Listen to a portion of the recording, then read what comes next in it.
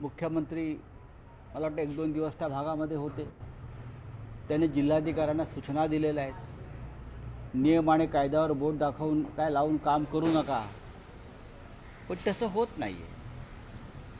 आजच्या कॅबिनेटमध्ये सगळ्यात आधी मदतीचे निकष बदलणं गरजेचं आहे. हा दुष्काळच आहे. तो ओला आहे की सुका आम्हाला माहीत नाही. जेव्हा शेतकऱ्यांचं उभं पीक शेत जमिनीसह नष्ट होतं आणि पुढले 3-4 वर्ष ते कोणतेही पीक घेऊ शकत नाही अशा स्थितीत जमीन होते, तेव्हा तो दुष्काळ आहे. दुष्काळाचे निकष लावायला हवेत. दुसरं म्हणजे शेतकरी आज तात्काळ मदतीच्या प्रतीक्षेत आहे. 5-10 हजाराची मदत या परिस्थितीत ज्यांची घरदारं वाहून गेलेली आहेत, संसार वाहून गेलेले, त्यांना तातडीची 5-10 हजाराची मदत ही थट्टा आहे. शेतकऱ्यांना तात्काळ मदत हवी आहे ती त्यांच्या वाहून गेलेल्या शेतजमिनीवर हेक्टरी 50,000 रुपये आणि त्यानंतर शेतजमीन पूर्ववत करण्यासाठी त्यांना ती मदत लागेल. ती देण्याची तयारी मानसिकता मला राज्याच्या मुख्यमंत्र्यांची किंवा नेतृत्वाची दिसत नाही. कर्जवसुलीची जी बँकांकडून जो दट्टा लावला जातो तो थांबवायला हवा. मुख्यमंत्री तो आधी देऊ शकतात. सहकारी बँका आहेत आणि जर सरकारकडे पैसे नसतील सहकारी बँकेत तर ज्या आपल्या कॅबिनेटमधल्या ज्या मंत्र्यांनी सहकारी बँकेचे घोटाळे केलेले आहेत, कोणी 70,000 कोटी, कोणी 10,000 कोटी, कोणी 5,000 कोटी, ते तात्काळ त्यांच्याकडनं वसूल करावे. शेतकऱ्यांकडून वसूल करण्यापेक्षा शिखर बँकांमध्ये किंवा इतर बँकांमध्ये ज्याने घोटाळे केलेले आहेत आणि हे तुमच्या कॅबिनेटमध्ये आहेत, आधी त्यांना नोटिसा पाठवा, मग शेतकऱ्यांना नोटिसा पाठवा. ही मागणी शिवसेना पक्षप्रमुख उद्धव ठाकरे यांनी त्यांच्या मराठवाडा दौऱ्यात केलेली आहे की 1 दिवसाचं 2 दिवसाचं विशेष अधिवेशन घेऊन त्याच्यावर चर्चा करून तात्काळ सूचना घ्या त्या भागातल्या आमदारांकडून किंवा इतर काही नेत्यांकडून आणि निर्णय घ्या. तुम्ही काय करताय हे फ्लोअर ऑफ द हाऊसवर सभागृहात सांगा, तरच त्याला तुम्हाला एक मान्यता मिळेल. तुम्ही आता हवेत बोलताय सगळ्या गोष्टी आणि शेतकऱ्यांपर्यंत तुमचा आवाज जात नाही आहे. कम्युनिकेशन तुटलेलं आहे अनेक गावांचं आजही. तेव्हा काँग्रेसची जी मागणी आहे ती समस्त विरोधी पक्षाची मागणी आहे की एक अधिवेशन तुम्ही तात्काळ घ्या दिवाळीच्या आधी, दसऱ्यानंतर तात्काळ किती वेळ लागतो आणि तुम्ही त्याच्यावर चर्चा घडवा ना त्या भागातल्या लोकांची. एकीकडे शेतकरी संकटातील, दुसरीकडे नगर, अहिल्यानगर असेल किंवा कोल्हापूर असेल, संभाजीनगर, काही ठिकाणी हिंदू मुसलमान कसं आहे की मराठवाड्यातल्या पूर परिस्थितीमध्ये सरकारचा जो बोजवारा उडालेला आहे, त्यांच्या मदतीचा म्हणा, त्यांच्या कार्यपद्धतीचा म्हणा, जो बोजवारा उडालेला आहे, त्यासाठी भारतीय जनता पक्षाच्या ज्या उपकंपन्या आहेत त्या अशा प्रकारच्या दंगली घडवायचा प्रयत्न करत आहेत. महाराष्ट्रातलं वातावरण खरं म्हणजे आता दंगलीपेक्षा पूर परिस्थिती, अतिवृष्टी ह्याच्यावर चर्चा करण्यासारखं असताना त्याच्यावरचं लक्ष विचलित करण्यासाठी किंवा सरकार कसं अपयशी आहे या सगळ्या मदत देण्यामध्ये, शेतकऱ्यांना दिलासा देण्यामध्ये. अहिल्यानगरमध्ये सुद्धा प्रचंड अतिवृष्टी आपल्याला माहीत असेल आणि अहिल्यानगरमधल्या महानगरपालिका हद्दीतल्या 450 कोटीचा भ्रष्टाचार आम्हीच बाहेर काढलेला आहे, खड्ड्यांचा, महानगरपालिकेचा. आणि ते प्रकरण आता न्यायालयात गेलं आत्ता 2 दिवसापूर्वी. ते केलं म्हणून किरण काळे यांना अटक केली आमच्या. या सगळ्यावरचं लक्ष उडवण्यासाठी मग अशा दंगली घडवायच्या. बरं, दंगली घडवणारे कोण आहेत? आज जरी भाजपच्या टिळा लावून कोणी फिरत असले तरी कालपर्यंत ते काँग्रेस किंवा राष्ट्रवादीचेच नेते होते, पुढारी होते. हे बाडगे जे आहेत, बाडगे हिंदुत्ववादी, बाडगे जे आज टिळा लावून फिरत आहेत, ते अशा प्रकारच्या दंगली अहिल्यानगरमध्ये घडवत आहेत. हा देश हिंदूंचा आहे. या देशामध्ये हिंदुत्ववाद राहणार आणि प्रभावीपणे राहणार हे आम्ही सांगतो आहोत. या हिंदुत्ववाद्यांनी ज्यांनी दंगली घडवल्या काल, त्यांनी पाकिस्तानला विरोध नाही केला. त्यांनी हिंदुस्थान पाकिस्तान मॅचला विरोध केला नाही. आज आपण पाहिलं असेल की त्या सामन्याचं मानधन पाकिस्तान खेळाडूंनी तिकडल्या एका प्रमुख दहशतवाद्याच्या संघटनेला दिलं आहे, काय मसूद अझहरला दिलं आहे. आपण पाहिलं असेल. या गोष्टींना विरोध करण्याची हिंमत नाही यांच्यामध्ये. हे जे दंगली घडवत आहेत आत्ता महाराष्ट्रात अहिल्यानगरसह सर्वत्र, हे भंपक आणि बोगस हिंदुत्ववादी आहेत. ते ढोंगी लोक आहेत. अनेक गोष्टी चर्चेतून सुटू शकतात.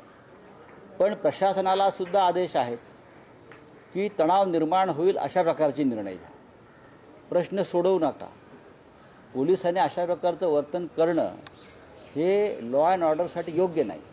दसरा दोन प्रकार आहेत. एक म्हणजे खोटी आणि दिशाभूल करणारी माहिती पसरवल्याबाबत काँग्रेस विरोधामध्ये मुंबईत गुन्हा दाखल झाला. तर दुसरा प्रकार म्हणजे केरळमध्ये टीव्ही शो दरम्यान भाजपच्या नेत्याने राहुल गांधींच्या छातीत गोळी घालू अशी खुलेआम धमकी दिली. काय केलं भारतीय जनता पक्षाने कारवाई किंवा त्या संदर्भात देशाचे गृहमंत्री, देशाचे पंतप्रधान यांनी काय कारवाई केली? सोनम वांगचुकनं त्याच्या न्याय हक्कासाठी उपोषण आणि काही वक्तव्य करताच त्याला राष्ट्रीय सुरक्षा कायद्याखाली अटक केली. पण लोकसभेचे विरोधी पक्षनेते, जे या देशातले प्रमुख नेते आहेत राहुल गांधी, त्यांना जाहीरपणे टी व्ही कार्यक्रमात गोळी घालण्याची भाषा एक नेता करतो त्यांचा, भाजपचा, आणि त्याच्यावरती अद्याप भारतीय जनता पक्षाकडून साधं वक्तव्य नाही, निषेध नाही. याचा अर्थ असा आहे की या देशामध्ये खून व्हावेत नेत्यांचे, महात्मा गांधीप्रमाणे, इंदिरा गांधीप्रमाणे, राजीव गांधीप्रमाणे, आणि दंगली घडाव्यात अशी भारतीय जनता पक्षाची इच्छा दिसते. बनोमन राहुल गांधीच्या छातीवर गोळी मारण्याची भाषा तुमच्या पक्षाचा एक प्रमुख पदाधिकारी केरळमध्ये करतो आहे. याच्यावरती गृहमंत्र्यांनी त्यांचं भाष्य आणि वक्तव्य करायला नको? ती विरोधी पक्षनेते आहेत लोकसभेतले, ते लोकप्रतिनिधी आहेत लोकसभेतले. हा काय प्रकार चालला या देशामध्ये? दसरा मेळावा, शिंदेचा दसरा मेळावा सुद्धा आझाद मैदान, ते म्हणतात की चिखल असू द्या, पाऊस असू द्या. बघा, असं आहे की शिंदेचा दसरा मेळावा मागे सुद्धा सांगितला आहे, त्यांनी तो अहमदाबादला किंवा सुरतला घेतला पाहिजे, गेला बाजार बडोद्याला घेतला पाहिजे, आणि त्यांच्या त्या मेळाव्याला महनीय प्रवक्ते म्हणून जय शहा किंवा अमित शहाना बोलवायला पाहिजे. आता ते पाकिस्तानबरोबरची मॅच वगैरे खेळून आले, त्याच्यामुळे ते निशाणे पाकिस्तान आहेत, तर त्यांना बोलवावं. ते कुठे सामना घेऊ पण मुंबईतला दसरा मेळावा हा माननीय बाळासाहेब ठाकरे यांची जी परंपरा आहे त्यानुसार उद्धव ठाकरे यांच्या नेतृत्वाखालच्या शिवसेनेचे, बाकी सगळं बोगस आहे बरं का, बाकी सगळं बोगस आहे, ते सडकधान्य आहे बाकी सगळं. ते त्यांनी जरूर गुजरातमध्ये जाऊन त्यांचा मेळावा घेतला पाहिजे. सुरत, अहमदाबाद, बडोदा इथे घ्यावं नाही त्यांनी, काहीच हरकत नाही. इथे कशाला ढोंग करताय तुम्ही मेळाव्याला? तुम्ही कोण आहात? आता मी चित्र पाहत होतो, काही भगवी शाल वगैरे घेऊन बाळासाहेब ठाकरेंसारखे असे वगैरे फोटो आहेत त्यांचे, हां असे वगैरे. आता फक्त मीच बाळासाहेब ठाकरे एवढंच एक सिनेमा काढायचा बाकी आहे त्यांचा लोकांना, मीच बाळासाहेब ठाकरे एवढंच ते आता सांगायचे बाकी आहे. आपल्या दसरा मेळाव्याला ज्या पद्धतीने अध्यक्ष राज ठाकरे यांना निमंत्रण दिलं जाणार, कारण चर्चा अशी आहे की राज ठाकरे सुद्धा आपल्या दसरा मेळाव्याला व्यासपीठावर. चर्चा आहे ना, चांगली चर्चा आहे, यात व्यथित व्हावं असं काही नाही ना. माननीय उद्धव ठाकरे, माननीय राज ठाकरे हे दोन बंधू एकत्र आलेले आहेत, अनेक विषयावर चर्चा करतायत, एकमेकांशी संवाद साधतायत, विचारांची देवाणघेवाण करतायत. दसऱ्याला वैचारिक सोन्याचं आदानप्रदानसुद्धा होऊ शकतं. अशा वेळेला जर लोकांच्या मनात असेल, तुमचा हा मनात प्रश्न असेल, तर ही चांगली चर्चा, सकारात्मक चर्चा लोकांमध्ये असायला पाहिजे. पाहून आमच्या परंपरेने ज्या गोष्टी आम्हाला करायच्या आहेत त्या आम्ही करू. आमचा काय संघाचा दसरा मेळावा नाही आहे की कमलताई गवईंचं नाव टाकून त्यांना बोलवलं, मग ह्यांना बोलवलं, मग काँग्रेसवाल्यांना बोलवलं, मग त्यांना बोलवलं. एक परंपरा आहे दसरा मेळाव्याला, त्या परंपरेचं पूर्ण पालन केलं जाईल.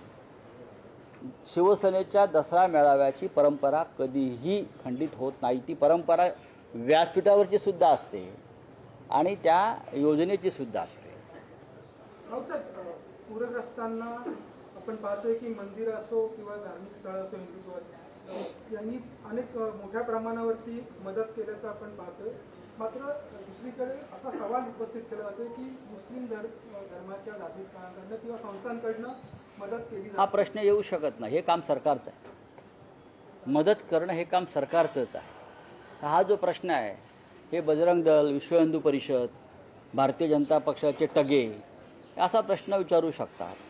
पण अनेक ठिकाणी पुरात सापडलेल्या लोकांना मुस्लिम तरुणांनी कसं वाचवलं हे छायाचित्र तुम्हीच दिलेले आहे. परभणीमध्ये एका पुजाऱ्याला मंदिरात पाणी शिरल्यावर 2 मुस्लिम तरुणांनी जीव धोक्यात घालून त्यांचा जीव वाचवला आणि त्यांना घेऊन गेले पुढे. अशी अनेक प्रसंग घडलेले आहेत. पण सरकारला या पूरग्रस्तांना मदत करण्याची जबाबदारी ही पूर्णपणे फडणवीस सरकारची आहे.